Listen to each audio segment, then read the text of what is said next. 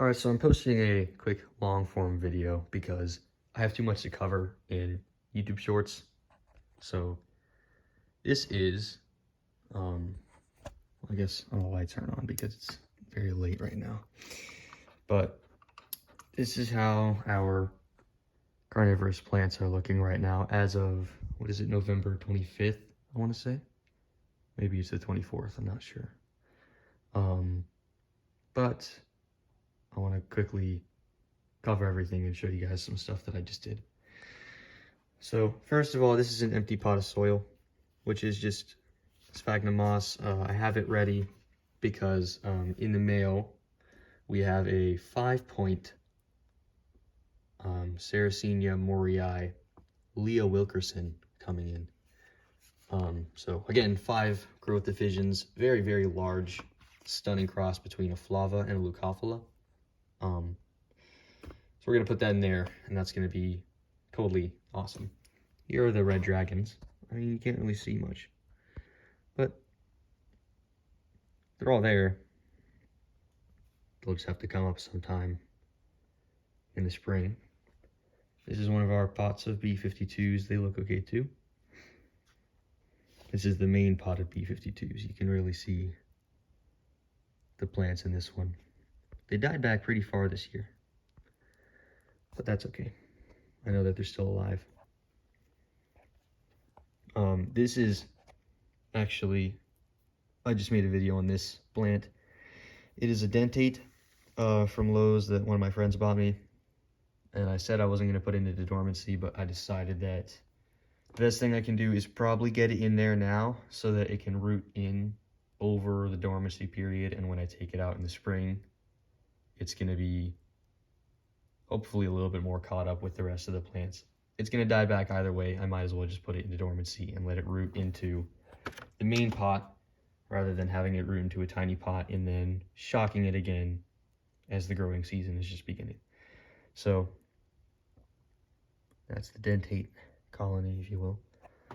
Here's the morii reds.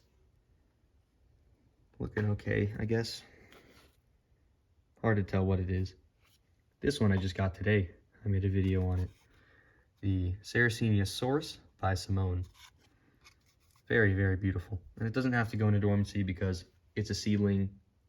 Started growing this year, but I feel like it's big enough that, again, I would rather have it root in now and go through all of the shock of being in shipping while it's dormant so that it can come back in the spring and we're all happy. This is my Hurricane Creek White leucophila. Only one picture on it, but that's okay. Here's the giant pot of flavas. This is a like a flava ornata, something like that. Very heavy black veining on the pictures when it's in the growing season. And then you have different rubricorpora, atropurpurea, maybe some copper top, different seedlings in there. Again, it's hard to tell because it's winter. An extra pot of purpureas. I think these are like venosa.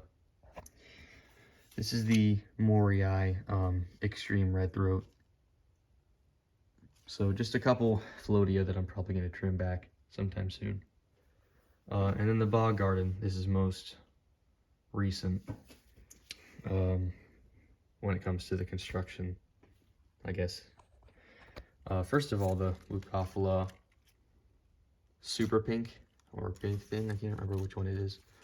It still hasn't really died back from the fall much.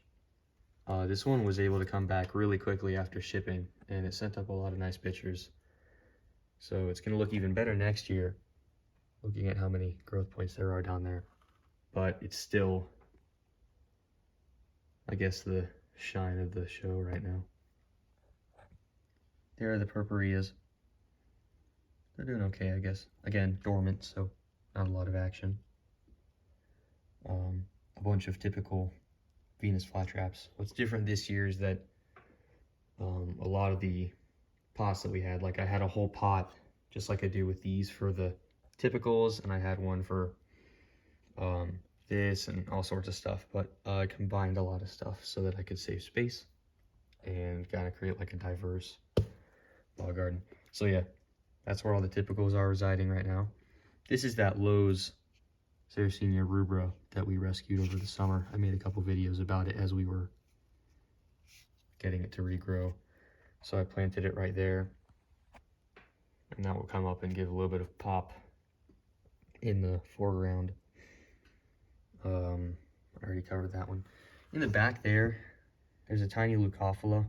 I don't actually know what it is because I didn't see. I don't think it made any pictures this year because it was very small when I got it. But it came with the giant haul that this one came with. So maybe next spring we'll see if it's anything different or if it's just another like pink variety of leucophila, which I'm fine with. Leucophila is very pretty. I did put our Flava Extreme Red Throat back there too. So this is a 3-point plant. If you can see all three of them, which means that in the spring, hopefully, we're gonna get a lot of very nice red and green Flava pictures too. This is a very tiny plant, but it's a Sarracenia hybrid of some sort, which I was never able to identify. I thought it was some sort of like snowflake, but I really don't know. It's like green, it has white, and a little bit of a red throat. It almost looks like a tinier version of our extreme red throat Morii over there, so we'll have to see what happens when it gets bigger. But again, dormant, so can't really tell. And then I moved the rubra into this as well, so that's back there. This is a very large division as well. It has like 3 or 4 different growth points. So we will have this coming up in the spring with the Flava, and they're gonna mellow out as the year progresses. And the rest of it's gonna come back up because these are all year round. And then as these are dying back, we'll just have this guy shoot up in the late fall. And that's gonna be totally awesome. So yeah, that's kind of how everything is going right now. Very, very excited for this. I can't wait to see how it does next year because, again, I made a whole separate video about it, but a Sarracenia Saurus, it's $500, and a Samoan is $250. So this cross, when it's mature, is going to be very, very valuable, and large as well. I mean, again, this is a 1-year-old seedling, and it's already larger than most of the plants here. That's our red Morii, and that's, yeah. So yeah, I guess I'm just gonna turn everything off now that I'm done, but I will make an unboxing video, I guess, when I get that rhizome for our Wilkerson Morii. I have a thing for Moriis, I don't know. Something about their hybrids are just gorgeous. I have 1, 2, 3, 4 different Morii hybrids, and possibly a 5th. Because we'll have to see what that baby turns into. So yeah, you guys can check out the YouTube shorts on all these plants. I'm probably not going to make another dormancy update for a long time because I won't need to. But I will check in here and there. Yeah. Good night.